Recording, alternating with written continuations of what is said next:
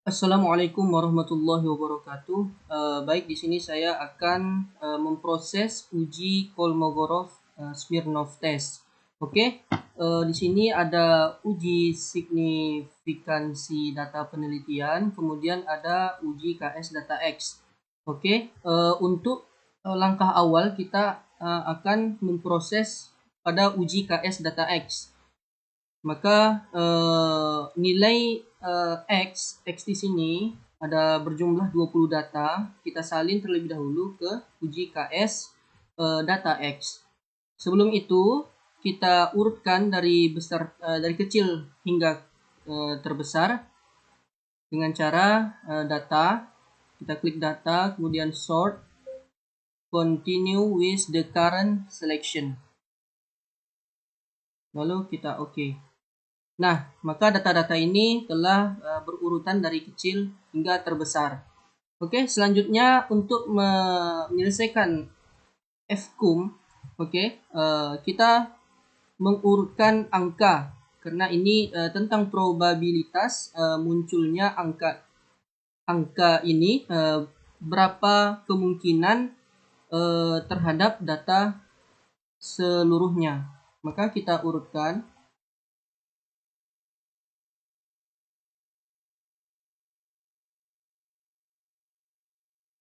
Nah, kemudian untuk FS yaitu subjek 1. Cara mencarinya yaitu sama dengan subjek 1 pada FCUM dibagi dengan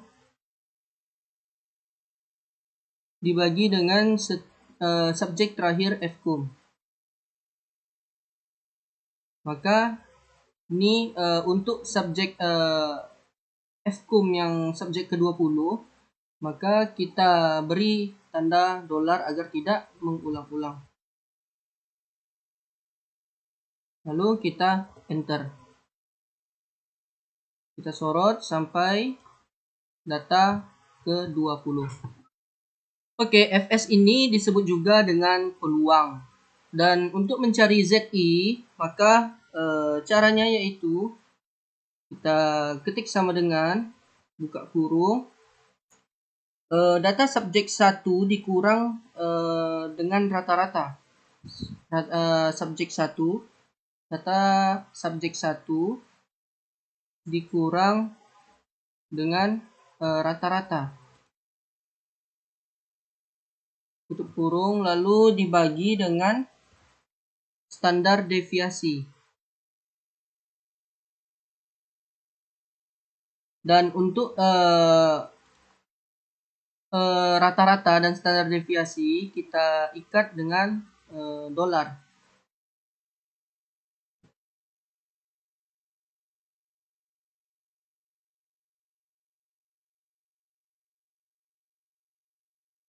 Nah, setelah itu langsung kita enter. Oke, langsung saja kita copy. Nah, untuk rata-rata cara mencarinya itu dengan average dan standar deviasi dengan STDF. Oke, selanjutnya kita akan memproses untuk FTZI dengan cara mengetik norms this. Oke, yang ini. Lalu kita klik subjek pertama pada ZI, lalu kita enter. Dan langsung saja kita sorot sampai ke bawah untuk rumusnya. Nah, oke, untuk FS dikurang FT dilakukan dengan ABS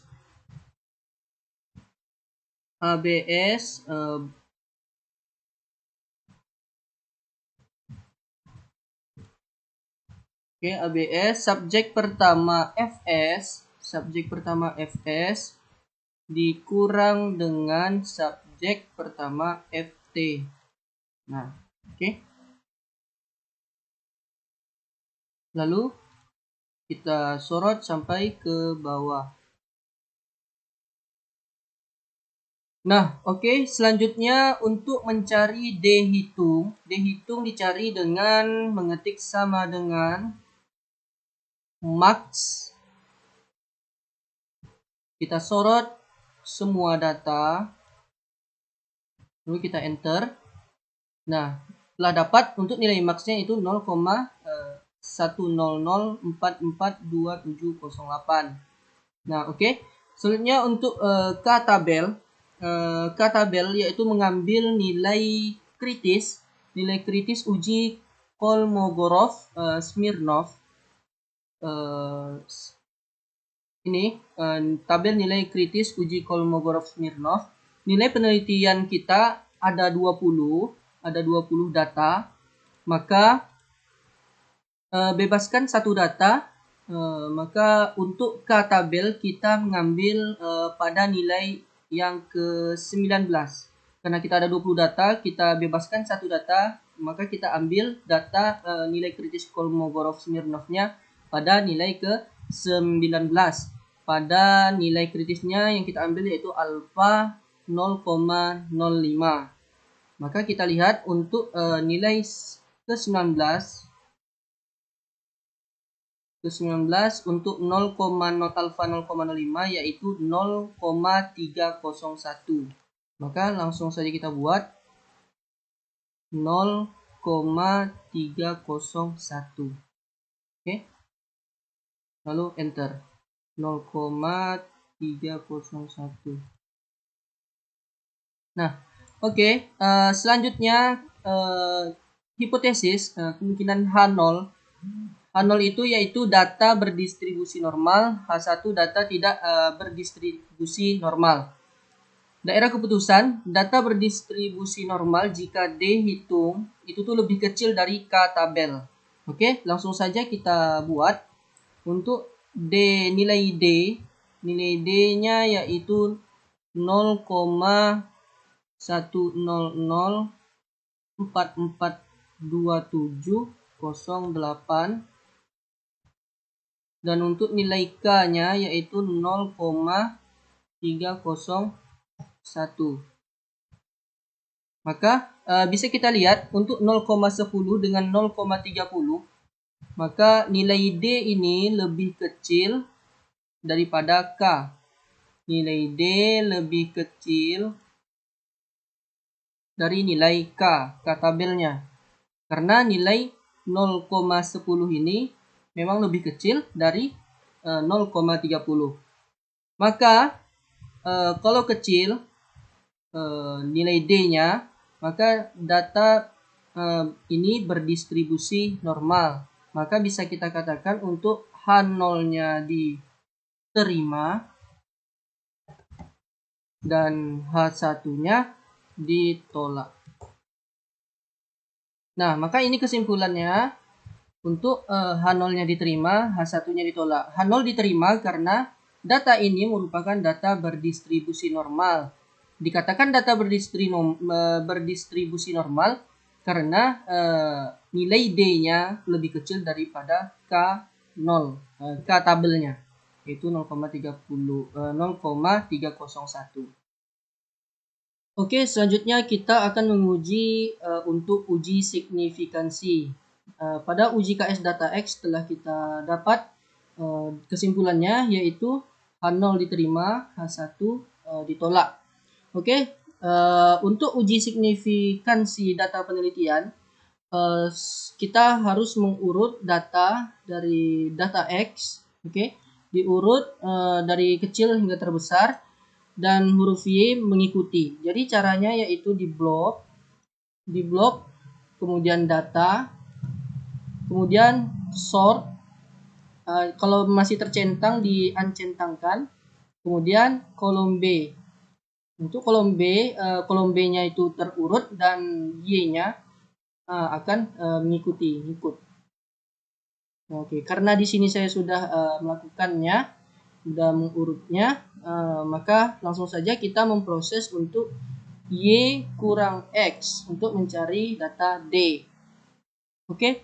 Untuk Y kurang X dilakukan dengan sama dengan subjek pertama pada X dikurang dengan subjek pertama data Y. Nah, di sini langsung saja kita enter. Kita kasih sorot supaya rumusnya tercopy. Dan Y kurang X ini juga dinamakan dengan selisih. Selanjutnya kita akan mencari XD. D dikurang dengan MD. Oh ya, untuk rata-rata MD rumusnya yaitu sama dengan A vera G, disorot semua data maka dapat min 4,5. Kemudian untuk XD caranya yaitu sama dengan subjek pertama D dikurang dengan rata-ratanya ini. Dan jangan lupa kita mengikatnya dengan rata-rata, kita mengikat dengan simbol dolar.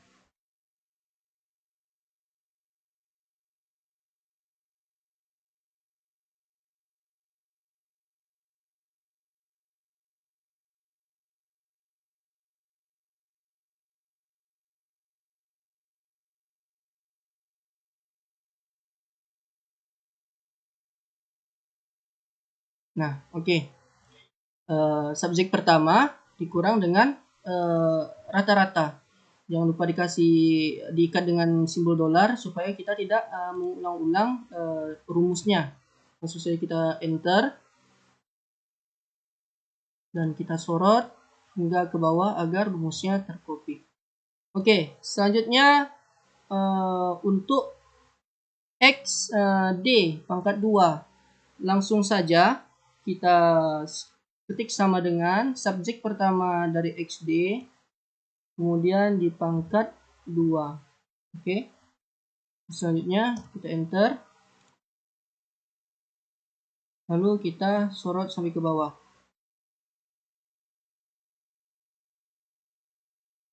Nah, untuk jumlah di sini kita sorot dari data XD-nya. Lalu kita enter. Oke. Selanjutnya untuk terdapat di sini rumus yaitu T sama dengan MD per akar dari sigma X pangkat 2D dibagi dengan N dikali N kurang 1. Jadi langsung saja kita menghitung T hitungnya yaitu dengan sama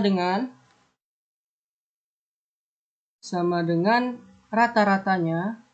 Nah, di sini MD-nya lalu per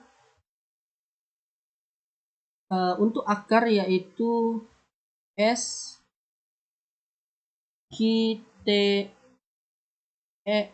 SQRT. Nah, ini SQRT.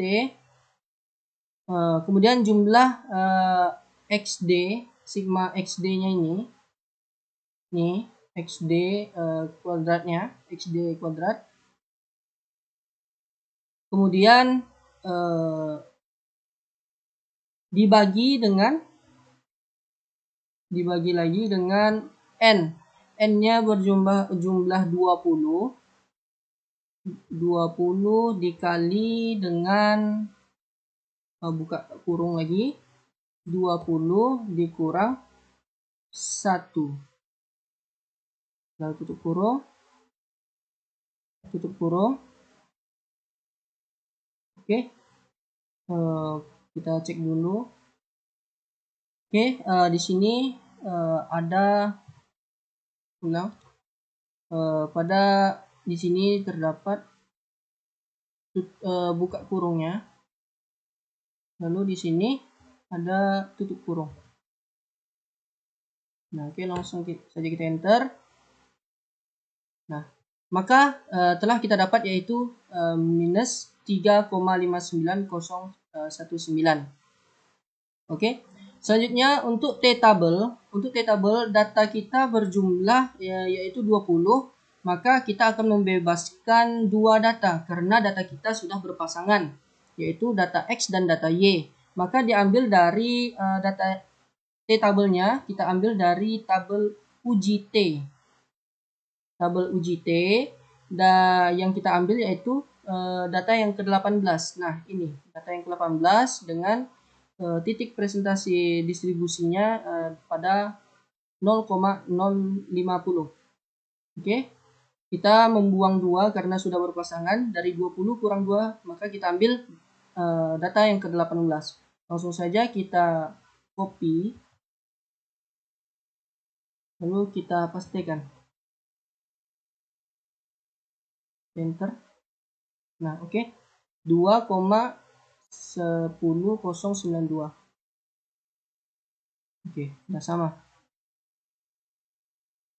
Nah, oke. Selanjutnya kita beri kesimpulan, yaitu untuk T hitungnya negatif 3,59 dan T tabelnya 2,10. Maka di sini kriterianya yaitu kita ambil yang di atas, karena terima H0 apabila minus T itu lebih kecil dari T hitung atau T tabel. Nah, maka dapat kita ambil kesimpulan yaitu H0 diterima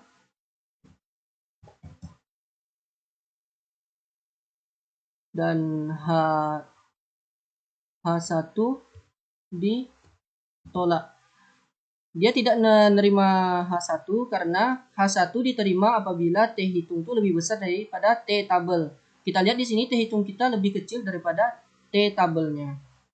Nah, pada Excel juga kita bisa untuk mendapatkan secara singkat atau instan untuk menguji signifikansi data penelitian dengan cara kalau pada Excel dengan data analisis, dan kalau pada SPSS bisa juga, karena aplikasi tersebut bebas ya, mau pilih SPSS atau Excel.